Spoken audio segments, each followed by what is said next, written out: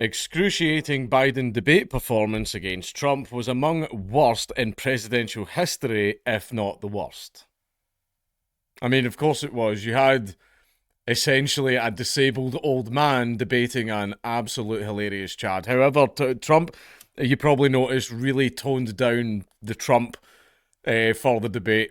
He did, the true Trump did come through at a few points, especially the bit where he goes, I have no idea what he just said. I don't think he does either. Oh man, like that was good. That was funny. But I think Trump was probably told, "Don't be mean, don't be mean. Just go up there and be presidential." However, he couldn't resist, slipping a couple of jabs in.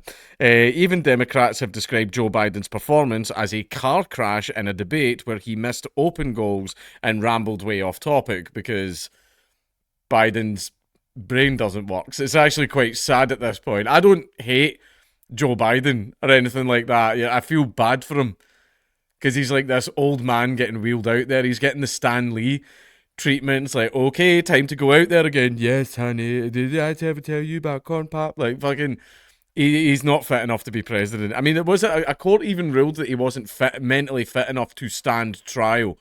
Yet he's in charge of the big red button. Like, it's a joke. Joe Biden's debate performance was among the worst by any presidential candidate in history, if not the worst. It was an unmitigated disaster, a meltdown, and a slow motion car crash. Very slow motion because Biden can't move quickly. Those are not descriptors from Republican voters. They are the words of Democrats. Even former aides of President Biden admit it was a really horrible night for him. Yeah, no one, like, see if any Democrat walked away from that going, I think he did quite well. You're deluded. You're deluded if you think he did. They're all being very, very honest and just going, well, that was fucking terrible. That probably could not have gone any worse. The only thing that could have made it worse is if Biden shit his pants on stage, which he might have, for all we know. He probably was wearing a nappy. I was literally gripping the sides of my seats at times. It was so excruciating. Watching a special program with reaction to the US presidential debate on the World with Yada Hakim fuck, that's a bloody advert. Bugger off. Team Biden hoped to see State of the Union Joe on the stage when the president gave a slick, impassioned, and well delivered speech. Right from the start, it became apparent this would be an entirely different version of him. His voice was hoarse, he was stumbling, and there were long, pregnant pauses. I was struck by how much older he looked than the last time he was in the same room as Donald Trump 4 years ago. Donald Trump's looking good, isn't he? The man's getting younger, if anything. We finally beat Medicare, he said, with a misspeak that is sure to go viral. It already has. A sentence that does not make sense and was pounced upon by Donald Trump. Biden was asked by the debate moderator about abortion, one of the strongest issues for the Democratic Party. Don't worry, I know a guy who will sort all of that out. A subject where he has the opportunity to really nail Donald Trump to the wall. He somehow managed to ramble way off topic to talk about immigration, one of his biggest vulnerabilities. It was an open goal missed in spectacular style. The debate descended near the end into a row between two senior citizens about who had a lower golf handicap and who could drive the ball further. We were talking about this on TISM, and Barron pointed, I just thought it was funny, these two guys, like, I can hit the ball so much further. Like, oh man, like, Barron pointed out, like, everybody's starving, there's a literal cost of living crisis, and you've got two old rich cunts on the telly debating over who's the better golfer. No one at home wants to hear that. People want to hear, how the fuck am I going to pay my electricity bill? That's what people want to hear. Right, so it was funny, but it was a little bit stupid. Basically, the last election, things weren't that bad. This election, there's a cost of living crisis, there's an immigration crisis. So much stuff is going to shit. And yeah, I love a bit of memery, I like that stuff. I like the funny stuff. However, things are getting very, very serious as of late. You've probably noticed. It summed up the quality or lack thereof of this debate. It might have been funny if it weren't so depressing for American voters. It's hard to believe that President Biden fought for this debate at this time, the earliest there has ever been.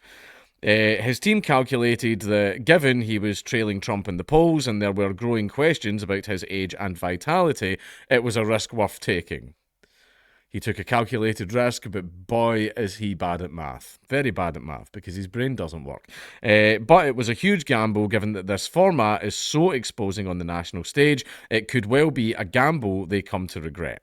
And yeah, they're regretting it. Even CNN, you know, the cheerleaders of the Democrat Party, even they were like, yeah, that was dog shit. That was terrible.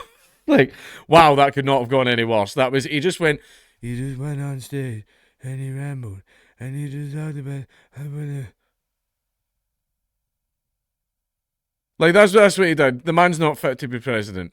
Switch him out with Kamala or just fucking anybody else. You know, switch him out for the Fed that laughed about keeping people in jail for like 20 years because they get caught with some weed. Do that. You'd still stand a better chance. Right? The man is not fit to be president. He isn't.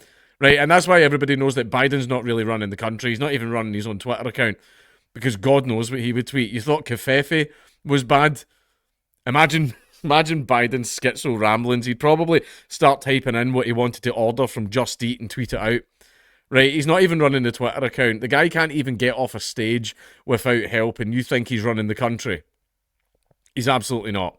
And it's going to come out after the fact how, like, Secret Service or people that worked under him years from now are going to go, yeah, he invited us in for a meeting and then he just sat there and stared at us for 30 minutes, so we just left. Like, there's going to be loads of shit like that coming out in the future and all that. But as far as, like, Trump winning, yeah, Trump's forward in the polls and he's doing very, very well. People want him back because things were better under Trump, and Trump can form sentences and he knows where he is and everything. He knows how to walk off a stage and everything as well. He knows how to deliver a speech without trailing off into 50 tangents that make absolutely no bloody sense.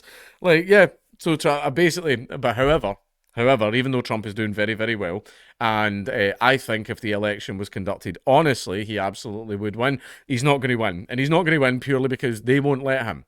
If the election was conducted honestly, then Trump would win. Trump would absolutely win, hands down. Like, no question about it.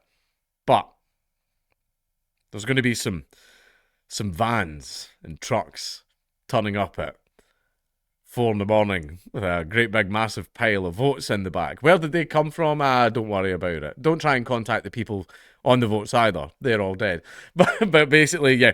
So you see how the fuckery that happened at the last election, that is going to that is going to be so much worse for this election. Maybe they won't risk it because of how bad they get caught last time and all that, and everyone was going, oh, but there was trials and people found that there was no interference. Oh yeah, you got the government to investigate themselves and they discovered that they had done nothing wrong. Yeah, absolutely great, well done, bravo. But this time, I don't know. Maybe the club will just turn around and go, look, fuck it, it's just one more term. We'll let him in. The people want him. We'll just brace ourselves, you know, brace ourselves for these stormy seas for the next 4 years. Maybe he'll throw us in jail, maybe he won't, because jailing political prisoners, he can't do that. That's our thing. And so maybe, I don't know. I would love him to win, because 2016 to 2020 was, I loved it. I loved it how much it upset everyone. Trump's just mere existence was making people scream to the high heavens, and it was hilarious. And I want that to happen again.